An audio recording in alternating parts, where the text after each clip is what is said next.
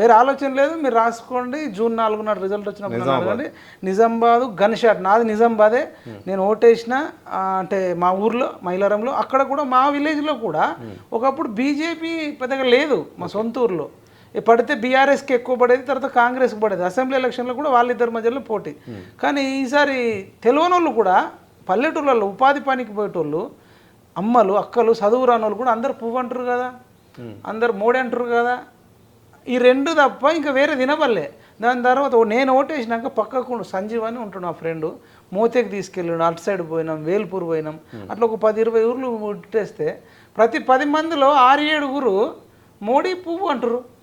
So 3 Karimnagar ఇంకా ఎక్కువ మెజారిటీతో గెలుస్తాడు. ఆదిలాబాద్ నిజామాబాద్ కంటే కూడా కరీంనగర్లో బండి సంజయ్కి ఎక్కువ మెజారిటీ. బాగా పోటీ ఇచ్చిన వినోద్ కుమార్ అని వార్తలు వచ్చినాయి. అంటూ స్టార్టింగ్లో వినోద్ కుమార్ ఉండే, తర్వాత కాంగ్రెస్ పార్టీ అధికారంలో ఉండే కాబట్టి వాళ్ళకు కూడా ప్లస్ ఉండే. కాంగ్రెస్ వాళ్ళు టికెట్ ఇవ్వడం లేట్ చేయడం, ఆ రాజేందర్ రావును ఇంకా లేట్ చేయడం అని తిరగడానికి కూడా 10-15 రోజులు కూడా సరిపోలే. అసలు అటు సైడ్ ఎవడు ఫోకస్ చేసినట్టు కూడా అనిపించలే కాంగ్రెస్ వాళ్ళు. మళ్ళీ ఈ క్యాండిడేట్ కూడా పెద్దగా ఇక్కడ పోరాటం చేసి కొట్లాడింది లేదు. తర్వాత రాహుల్ గాంధీది మోడీది చూసుకున్నప్పుడు అసలు రాహుల్ గాంధీ పేరు చాలా తక్కువ మంది చెప్తున్నారు, 100లో ఒక 10-20 మంది చెప్తున్నారు. ఇవన్నీ మైనస్. ఇక వినోద్ రావు అంటవా, వీళ్ళు స్టార్టింగ్లో ఉరికినంత తర్వాత ఉరకలే.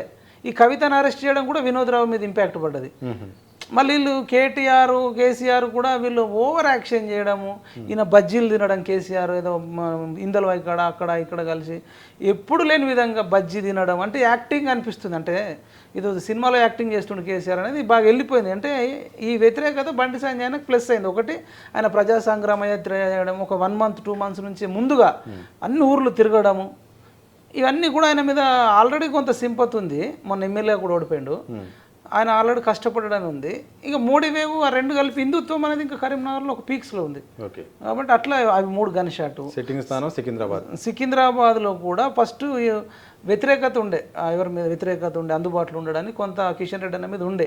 అయినప్పుడు కూడా మేము పిఎంఆర్ టీవీ ఛానల్ ద్వారా నిజంగానే వ్యతిరేకత ఉందా, కేటీఆర్ అంటే ఓన్లీ కురుకురనే వంచిండు, ఆయన ఏం చేయలేదని అంటే మేము వెళ్తూ ఉంటుంటే అసలు కరోనా టైంలో 12 సార్లు గాంధీ హాస్పిటల్ని విజిట్ చేసిన ఏకైక నాయకుడు తెలంగాణలో కిషన్ రెడ్డి గారు అనే విషయం తెలిసింది. అది మన పిఎంఆర్ టీవీ ద్వారా చెప్పినాం. ఆక్సిజన్ ప్లాంట్లు పెట్టించిండు అంటే ఎంతోమందికి అనేది మా ద్వారా